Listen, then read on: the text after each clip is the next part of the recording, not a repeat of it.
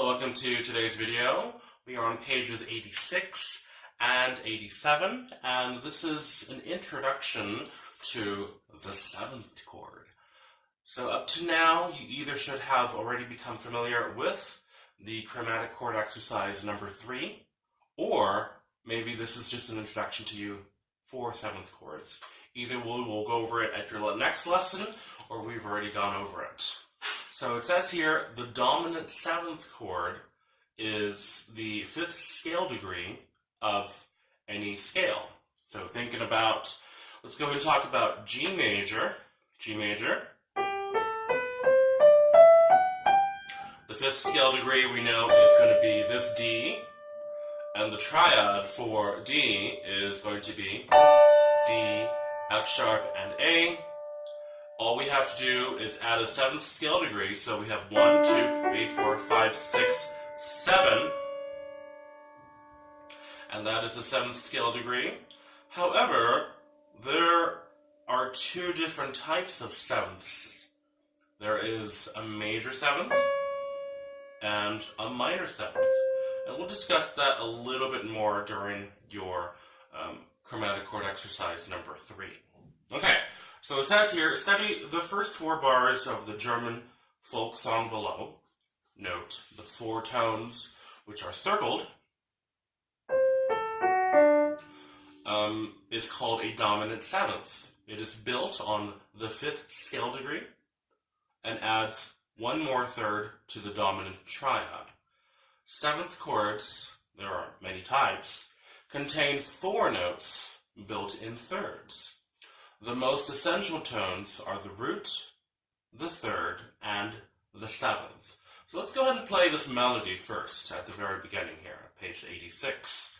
Alright, so you will have to move your fingers around because of the scale-like structure or contour of this melody. Here we go, let's go ahead and play it. Don't forget your lifts in between the slurs. Here we go. And this has a pickup. 1, 2.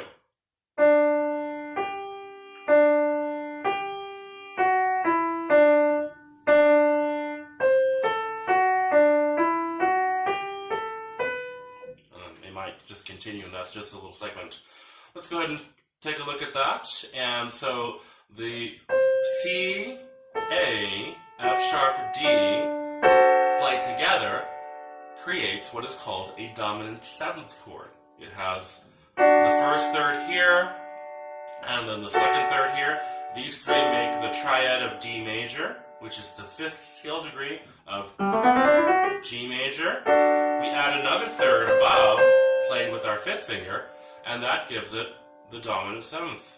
The actual name is major minor 7th, and we'll talk more about that actually in the chromatic chord exercise number 3. Okay, so just below that, it does have some examples of the triads. So we have the G major tonic triad there. The dominant comes down here, and the dominant 7th, it has 4 notes, D, F sharp, A, and C. And then it says dominant 7th, essential tones.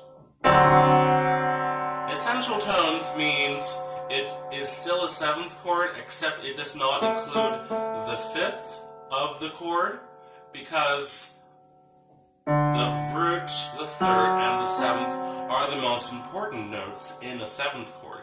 It's not really necessary to have a 5th. To have a 5th fills out the chord a little bit more, makes it a thicker structure, a thicker harmony, but it's not really necessary. And you'll understand that as we go along. Okay? It says here, for ease in playing this chord, the essential tones may be rearranged or inverted. Inverted is the best word for this. For now, the first inversion will be useful. So let's take a look at our dominant 7th chord for G major, which is our D7. Take a look at the chord tone above the chord there, D7. That's how you will see it. You can play it with all 4 tones, or you can just play it with D, F sharp, and C. Now take a look at the last measure there. It says first inversion, dominant 6-5, or the chord symbol is D7/F sharp. And so when we have that, we know that the F sharp will be in the bass bring it up and play it like this. So it's F sharp, C, and D. Okay. So this is how we're playing our D7/F sharp chord. The 7 appearing after the capital letter D in the example above identifies this chord as a dominant seventh. Now, there are many types of seventh chords which will be explored at a later time. The D7/F sharp chord means that the F sharp is the lowest tone, it is the bass, and any letter following a slash normally indicates that that tone is the lowest one. So let's take a look at the dominant seventh chord drill down there at the bottom of page 86. It says here, write the letter name or chord symbol in the box above each chord. So we have here C, E, and B flat, and it gives us the name as C7. Now remember, there might be this G in there as well as the triad, but when we add a seventh, we make it a seventh chord, or a dominant seventh. Okay? The next one, G, B, F. Usually it's a G major triad, but there's our dominant seventh chord without the fifth. Next we have B, D sharp, and then A.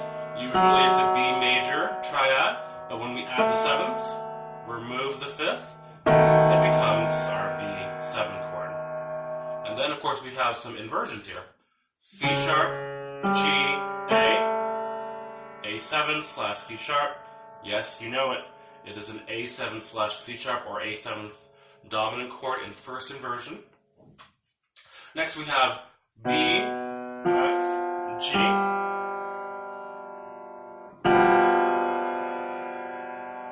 And this one here sounds like a, yes, you guessed it. It is a G7/B chord. And then the last one here is we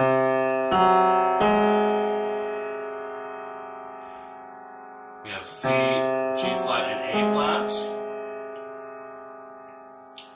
And yes, you guessed it, it is an A flat/C chord. Okay, so let's take a look at the next page, 87, Harmonizing with Tonic and first inversion dominant seventh chords.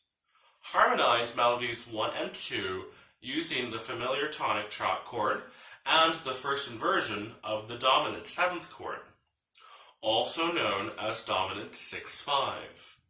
Notate the left-hand chords when no chord symbol appears above the melody and continue the previous harmony.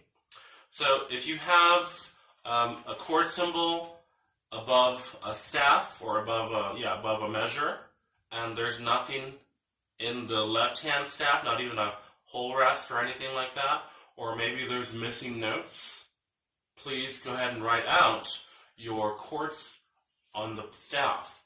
Now, a really nice exercise would be to realize this as kind of like a sight reading exercise and see if you can harmonize it without having to write in the notes. And that will help you to prepare to play charts. So let's go ahead and take a look at the first example here.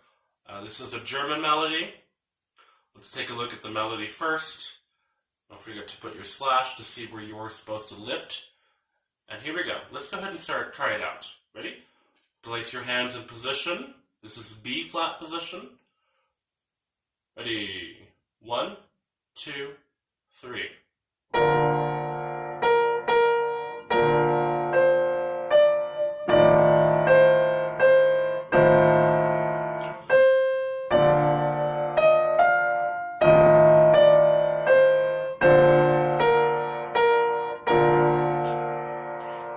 So as you can see, whenever you had that chord symbol, you were to play it either as an F7/A chord or the B flat in root position.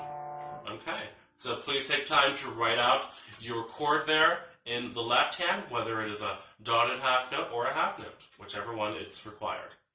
Let's take a look now at the next one, which is the French melody.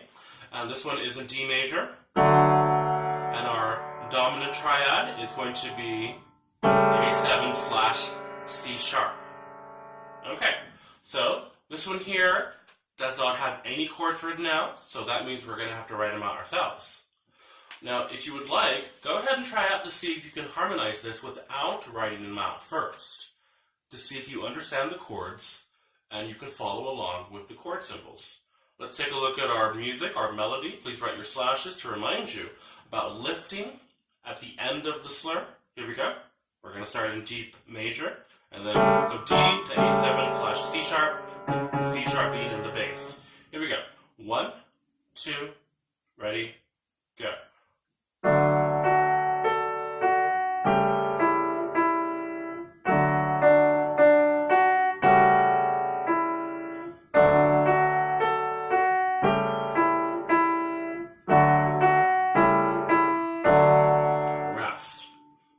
There you have it. Okay, so let's go ahead and practice these two, and we will have them ready for your next lesson.